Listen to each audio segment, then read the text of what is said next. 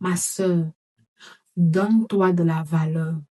Si toi-même, tu ne sais pas qui tu es, qui tu vaux, quelle est ta vraie valeur, personne ne le fera à ta place. Je vois trop de femmes vivre en dessous de ce qu'elles méritent réellement. Elles vont vivre dans des relations toxiques au point de développer des maladies chroniques, parfois au point de perdre leur vie. Elles vont vivre quotidiennement dans le doute, elles vont vivre quotidiennement dans la jalousie, dans la comparaison. Alors dans cette vidéo, je vais te partager qui nous sommes réellement, qui tu es réellement en tant que femme, quelle est la genèse de la femme, quelle est vraiment notre idéal, quelle est notre base, pourquoi nous existons en tant que femmes. Deuxièmement, pourquoi est-ce que beaucoup de femmes se sous-estiment? D'où vient le fait que beaucoup de femmes se sous-estiment? Troisième partie, je te partagerai comment reconnaître ta vraie valeur. Quatrième partie, je te dirai comment est-ce que tu dois faire pour être cette femme de valeur, pour reconnaître cette femme de valeur que tu es, comment avoir une vie stable, comment être cette femme confiante et alignée. Et si tu regardes cette vidéo jusqu'à la fin, je te partagerai quelques exercices qui vont te permettre d'être cette femme inarrêtable, cette femme qui sait réellement sa propre valeur. Alors, si tu tombes sur cette chaîne pour ta première fois, bienvenue. Je suis Angéline Patience, infirmière et entrepreneur. Mon but sur les réseaux sociaux, c'est d'aider le maximum de femmes à reconnaître leur vraie valeur et à oser vivre la vie qu'elles méritent. Alors, si tu n'es pas encore abonné, abonne-toi dès maintenant et rejoins cette belle communauté des femmes de valeur, des femmes inarrêtables. Je serai très ravie de te compter parmi cette belle communauté. Alors, rentrons directement dans le vif du sujet. Ma sœur, qui nous sommes réellement? Qui es-tu réellement? Qui es-tu réellement? Alors, dans les Écritures, Dieu a créé tout. Il a créé l'homme, il a créé le monde. Et l'homme vivait seul. Dieu a vu que ce n'était pas bon que l'homme vive seul. Et Dieu lui a créé une aide que nous sommes.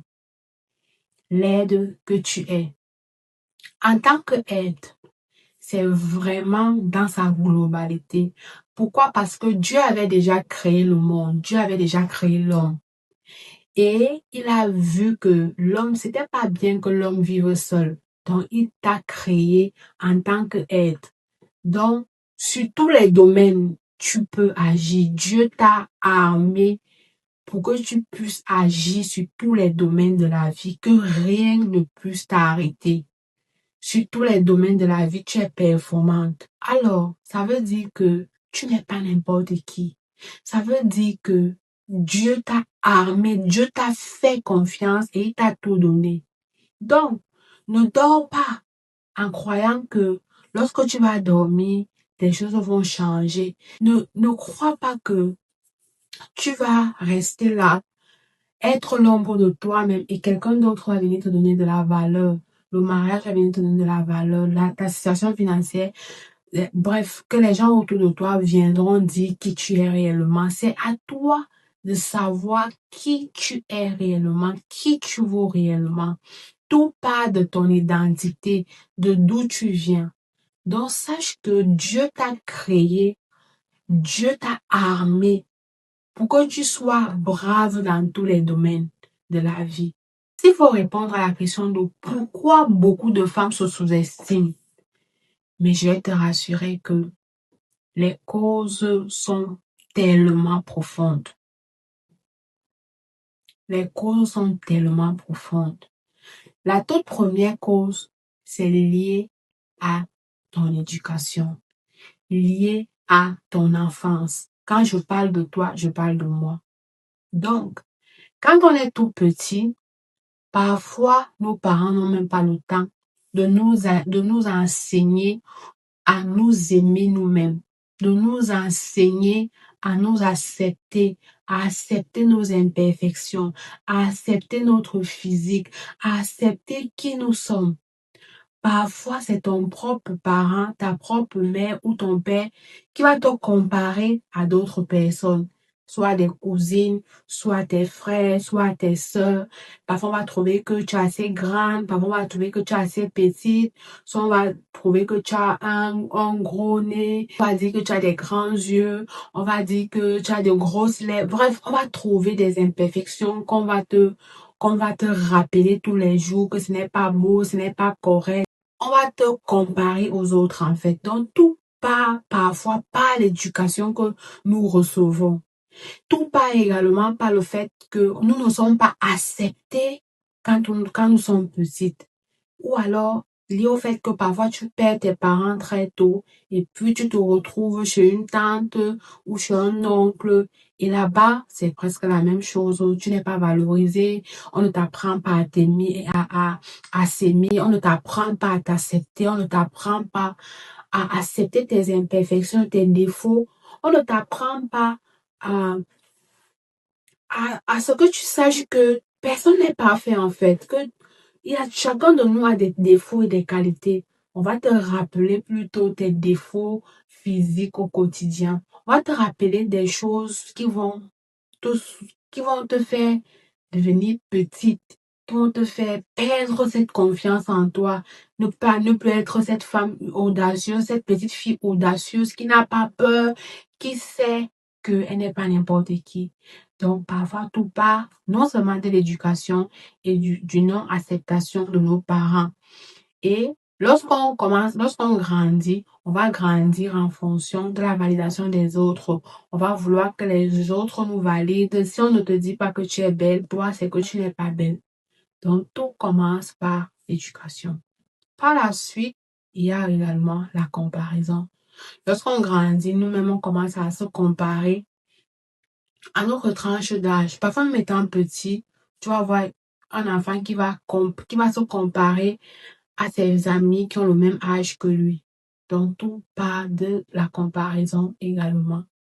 Donc, la vraie conséquence liée à ces causes profondes est que une femme qui ne connaît pas sa vraie valeur devient manipulable. Mais la bonne nouvelle est que ta vraie valeur ne dépend pas d'autrui, ne dépend pas des gens.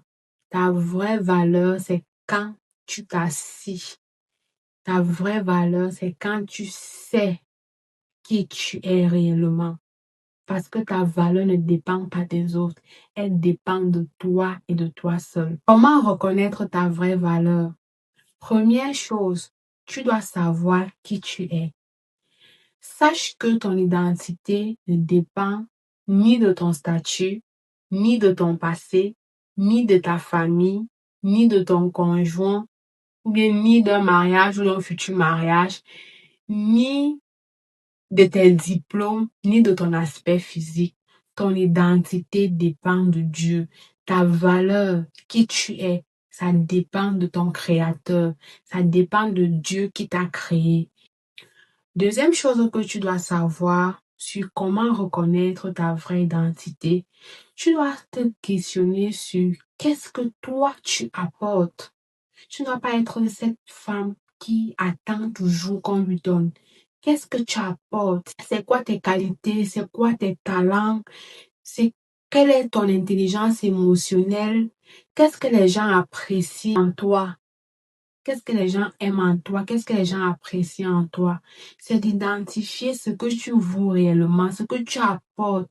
C'est quoi ton impact? Qu'est-ce que tu apportes dans la société? Qu'est-ce que tu fais au quotidien? La troisième chose pour reconnaître ta valeur, c'est de toujours t'arrêter pour te regarder, pour te donner de la valeur, pour être fier de toi, pour te proclamer, pour t'élever en fait. Tu dois être ton premier fan.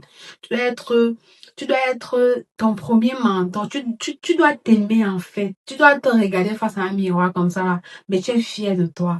Tu dis que waouh, mais que je suis belle, je suis reconnaissante. Mais je suis pas n'importe qui. Parce que Une femme qui ne se connaît pas ne peut pas se valoriser. Donc, tu dois connaître ta valeur ne suffit pas. Il faut la montrer, pas ta façon d'être, pas ta façon de te parler à toi-même, pas ta façon de te traiter, en fait. Troisième chose maintenant, comment te donner de la valeur? Comment on doit se donner donc de la valeur? Comment on doit se donner de la valeur? La première chose, c'est pas tes standards personnels, le choix de tes standards personnels. Tu ne dois plus accepter les choses inacceptables. Tu dois apprendre à fixer tes limites et à les communiquer clairement. Quand quelque chose ne te plaît pas, quand ton corps ou ton cœur ne peut pas supporter quelque chose, il faut communiquer clairement. C'est-à-dire que ton non soit un non ferme. Et par la suite, tu dois travailler sur ton image personnelle. Travaille sur toi. Mais ne fais pas les choses parce que tu vois les autres faire, parce que quelqu'un a mis une perruque, une péruvienne, quelqu'un a mis des rastas, des tresses, quelqu'un a fait une coiffure extra, que toi aussi tu vas avoir la même coiffure, la même mèche. Non. Essaye de travailler sur ton corps, sur ton physique en fait, en fonction de tes moyens. Fais ce que tu peux supporter financièrement, mais travaille sur ton corps. On reconnaît, le moine ne fait pas l'habit, mais on reconnaît le moine par son habit. Donc, travaille quand même sur ton apparence. Habille-toi bien. Habille-toi de façon valorisante. Habille-toi de l'enseigne que c'est pas n'importe qui va t'interpeller. Parce que j'ai constaté quelque chose, c'est que quand tu t'habilles vulgairement, honnêtement, n'importe qui t'interpelle. Même des enfants, même les voyous. Même un enfant qui ne peut même pas manger, qui ne peut même pas s'acheter un bout de pain va t'interpeller. Ou bien même un homme qui n'arrive même pas à gérer sa famille, qui n'arrive pas à gérer sa famille va t'interpeller. Donc, essaie de t'habiller bien, essaie de t'habiller dignement, pas vulgairement. Ça va te, ça va te permettre ça va te permettre de te donner réellement de la valeur. Autre chose aussi que je t'ai réservé, c'est de parler avec assurance. Apprends à parler avec assurance et prends soin de toi avec ce que tu as. Prends soin de toi avec ce que tu as. Aime ce qui est bien, mais paye le prix. Sois patient pour vivre comme tu veux, mais avec ce que tu as aujourd'hui, vis avec tes moyens actuels. Ne te compare pas avec ce que tu vois. Ne cherche pas à avoir la même perruque que ta sœur, que l'influenceuse ou qui que ce soit. Vis en fonction de tes moyens. Vis en fonction de ce que tu as actuellement, mais vise l'excellence. Aime la belle vie, mais aujourd'hui, contente-toi d'abord de ce que tu as. Mais chaque jour, travaille pour pouvoir pour changer de vie en fait. Donc, aime ce qui est bien, mais tous les jours, paye le prix pour vivre cela. Pas à tous les prix. Comme habitude interne également, qui vont te permettre de renforcer ta vraie valeur, il y a la discipline personnelle. Apprends à faire les choses même quand tu n'en as pas envie. La motivation, c'est un peu comme l'émotion que tu as lorsque tu as pris une certaine décision. Par contre, la discipline, c'est que même quand tu n'as pas envie, même quand il pleut, même quand il neige, si tu as dit que tu vas commencer à faire du sport, à perdre un peu du poids, tu as décidé de faire des soins de visage, même quand tu es fatigué, la discipline, c'est ça qui va te permettre de te challenger en fait. La discipline, c'est de faire même quand tu n'as pas envie. Pourquoi? Parce que tu penses toujours à cet objectif que tu aimerais atteindre. Par contre, la motivation, ça va te donner cette envie-là dès le début, mais après, tu vas te fatiguer. Donc, est toujours cette discipline, cultive cette discipline personnelle en toi pour pouvoir atteindre tes objectifs.